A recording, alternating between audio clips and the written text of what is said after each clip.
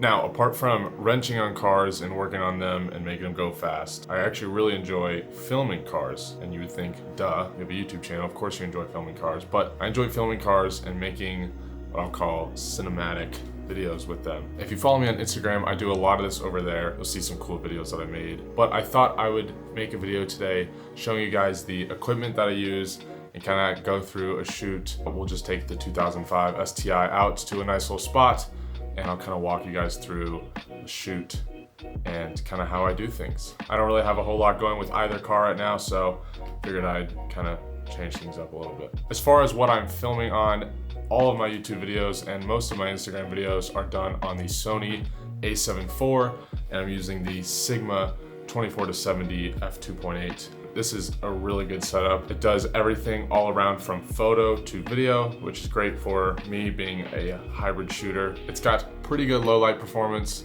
I don't do a whole lot of low light stuff, but in the scenarios where I need to, it does pretty well. Now, I am by no means a professional cinematographer, but I think that what I can create with this setup is pretty cool. Now, as far as supporting equipment for my gimbal, which is a very important part of filming these car cinematic videos, I have the DJI RS3, the Ronin RS3 with the SmallRig side handles. I just feel that this gives me a little bit more control when trying to make that camera go as smooth as possible. But when I first started the channel, I had the Sony ZV-E10, which I used the RS3 Mini, and that was so much more of a lightweight setup. I honestly wish I still had it, because this with the a7 IV is a really big setup. Another super vital piece of equipment is my ND filter. I use the Peter McKinnon the Helix magnetic filters. This is a 2 to 5 stop. I also have a circular polarizer and a 6 to 9 stop, but the 2 to 5 stop is basically what lives on my camera at all times, especially when I'm filming outdoors in Arizona. It's super bright, so trying to keep that shutter rule, for those of you who know what I'm talking about, having one of these is super essential. As far as settings on the camera, I film most of my YouTube videos, actually all of my YouTube videos in 24p, but when I do slow motion stuff for the cinematics, I'm almost always filming in 60p. Sometimes I'll film in 24p like I did with this Ferrari shoot.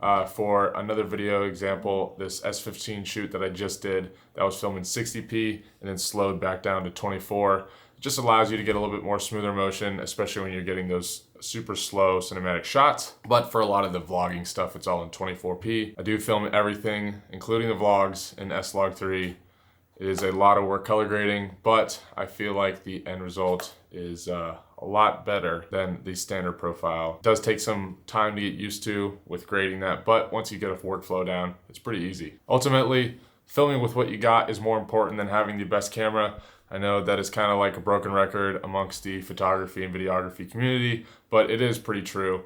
You can get surprisingly good results with some of these entry-level cameras that are coming out, especially on the crop sensors. So learning the techniques and filming with what you have is a lot more important than going out and buying the most expensive camera you can. But enough talking, let's actually go do a shoot.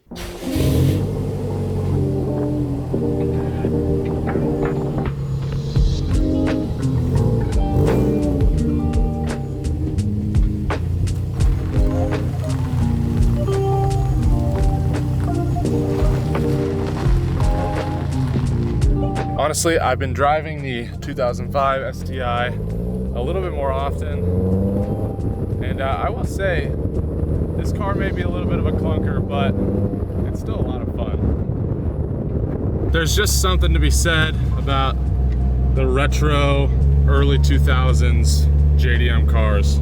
There's a nice spot over a little ways from my house that has a nice backdrop of the mountains, and if you are in the Tucson area and you know anything about Arizona sunsets and the Catalina foothills, you know that it's pretty nice looking.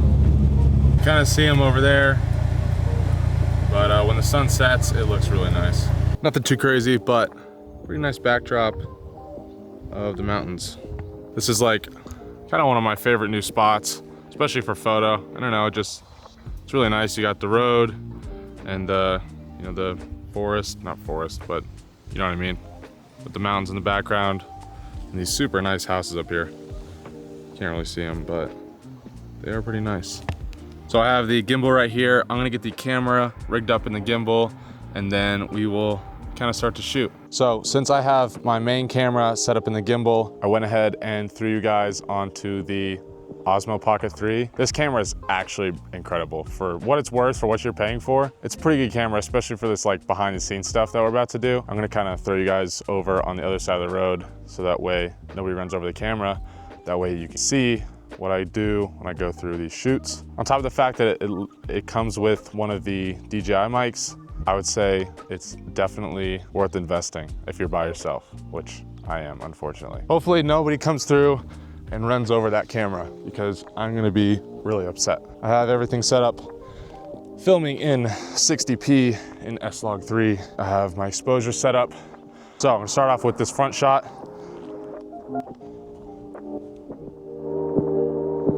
Moving really slow. Trying to keep the car in the center of the frame. The nice thing too about filming in 60 is you can slow it down and really extend out the amount of time you have on each shot. So I really don't have to move that much to get the amount of shot time that I'm looking for because I'm going to slow down in post. Get a shot, a head-on shot. I don't even know if you can see me in frame right now.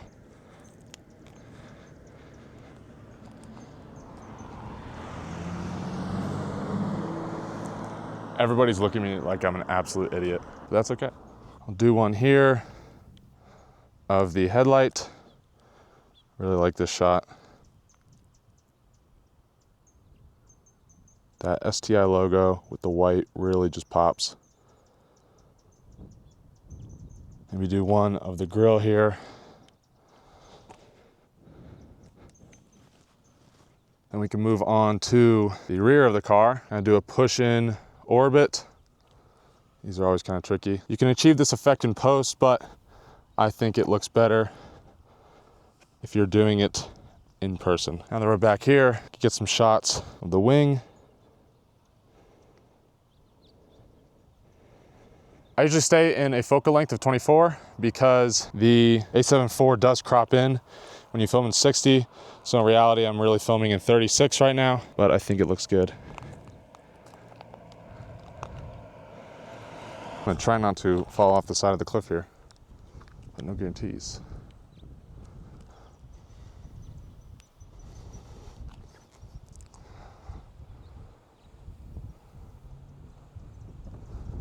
I'm gonna come in and get this seat shot that I was talking about.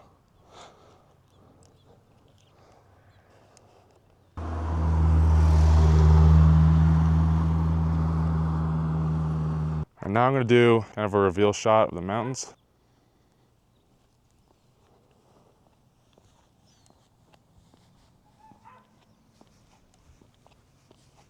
And honestly, pretty much it. Obviously you could get a lot better results if you had planned out a shoot or something like that.